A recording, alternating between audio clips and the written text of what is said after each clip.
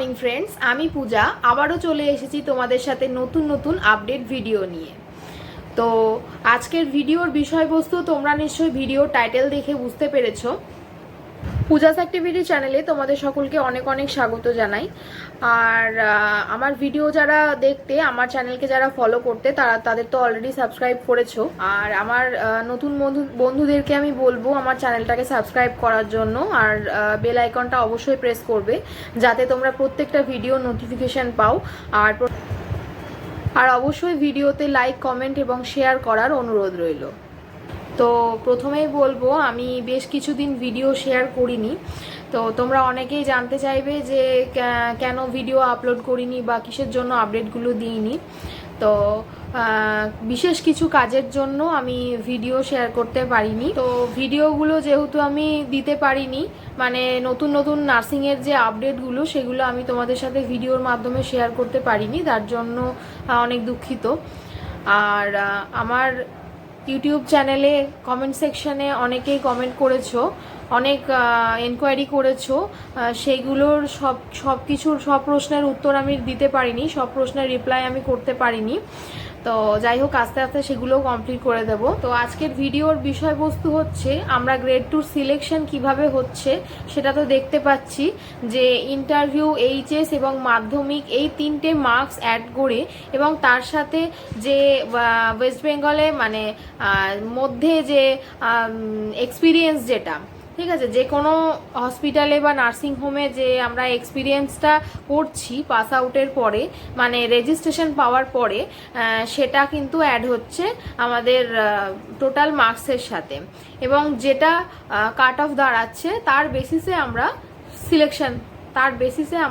Select হচ্ছি, এবং লাস্টে যে কাট অফটা দাঁড়াচ্ছে তার বেসিসে আমরা সিলেকশন প্রক্রিয়াটা কমপ্লিট করছি। তো এই বিষয়ে অনেকেরই অনেক মতবিরোধ আছে, মানে অনেক স্টুডেন্টেরই মতবিরোধ আছে যে সিলেকশন প্রক্রিয়াটা চেঞ্জ হওয়ার জন্য, এবং সুদূর ভবিষ্যতে আমরা দেখতেও পাবো যে আমাদের যেভাবে সিলেকশন প্রক্রিয়াটা চলছে, মানে মাধ্যমিক, উচ্চ মাধ্যমিক এবং ইন্টারভিউ আর এক্সপিরিয়েন্সের যে মার্কসটা সেটা অ্যাড করে যে সিলেকশনটা হচ্ছে সেটার বদলে এক্সাম প্রক্রিয়াটা চালু হবে।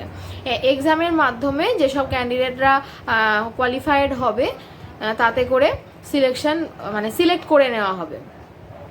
তো এখানে অনেকেই বলবে যে মার্কসের বেসিসে কেন সিলেক্ট করা হচ্ছে। প্রত্যেকটা ডিপার্টমেন্টে স্টাফ নিয়োগ করার আগে এক্সামের মাধ্যমে সিলেক্ট করা হয়, তাহলে এখানে নয় কেন?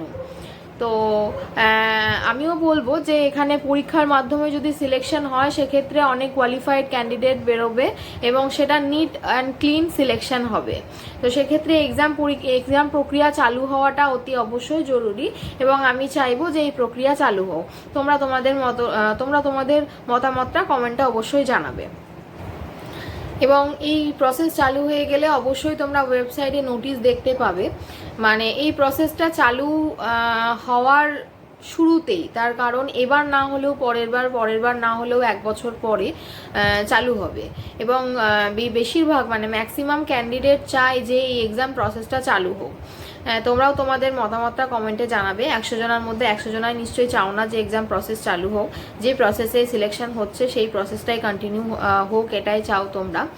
আর এছাড়াও তোমাদের যাদের আমি এর আগেও অনেক ভিডিও পোস্ট করেছি, রেজিস্ট্রেশন সংক্রান্ত অনেক ভিডিও পোস্ট করেছি, এবং তোমরা কমেন্ট সেকশনেও অনেকে আমাকে জিজ্ঞাসা করেছো রেজিস্ট্রেশনের ব্যাপারে, রেজিস্ট্রেশনের ডকুমেন্ট সাবমিশন বা হচ্ছে কবে থেকে পে স্লিপ যেটা পাও তোমরা। আমি এটা বলছি বাইরের ক্যান্ডিডেট যারা আছো তাদের জন্য, পে স্লিপ যেটা পাচ্ছ সেটা তোমাদের কবে থেকে কাউন্ট হবে, রেজিস্ট্রেশনের আগে নাকি রেজিস্ট্রেশনের পরে, এইগুলো জানতে চাইলে কিছু কিছু প্রশ্নের উত্তর তোমরা আমার প্রিভিয়াস যে ভিডিও আছে আমার চ্যানেলে সেসব ভিডিও থেকে পেয়ে যাবে।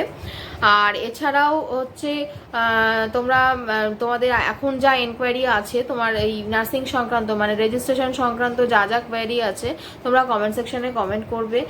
আমার যথাসাধ্য আমি চেষ্টা করব প্রত্যেকটা কমেন্টের রিপ্লাই করার। আর এছাড়াও আমার নেক্সট ভিডিও কি হতে চলেছে সেটা তোমাদের ওপরেই ডিপেন্ড করছে। তোমরা যা কোয়েরি করবে, আমি ম্যাক্সিমাম যে প্রশ্নটা সব থেকে বেশি পাবো, ঠিক আছে, যে ধরনের কোয়েশ্চেনের পার্সেন্টেজ আমার কাছে বেশি আসবে, আমি সেই কোয়েশ্চেনের ওপরেই ভিডিও বানাবো, সেই রকম কোয়েরির ওপরেই ভিডিও বানাবো। তো অবশ্যই তোমরা কমেন্ট সেকশানে জানিও যে কোন কোন বিষয়ে তোমাদের আরও ডাউট আছে। রেজিস্ট্রেশনের ব্যাপারে ডাউট থাকলে অবশ্যই বলতে পারো। আর একটা রিকোয়েস্ট করব, সেটা হচ্ছে কমেন্ট সেকশানে যারা কমেন্ট করছো তারা কমেন্টের জন্য একটু অপেক্ষা করবে। আমি সব সময় ফ্রি থাকি না, ঠিক আছে। আমি চেষ্টা করব প্রত্যেকটা কমেন্টে রিপ্লাই করার জন্য। এই নিয়ে কোনো রকম কমেন্ট সেকশানে বাজে মন্তব্য করো না। আমি আমার যথাসাধ্য চেষ্টা করব প্রত্যেকটা কমেন্টে রিপ্লাই করার। তো আজকের মতন এখানেই শেষ করছি। চলো, দেখা হচ্ছে নেক্সট ভিডিওতে। Tata, good bye.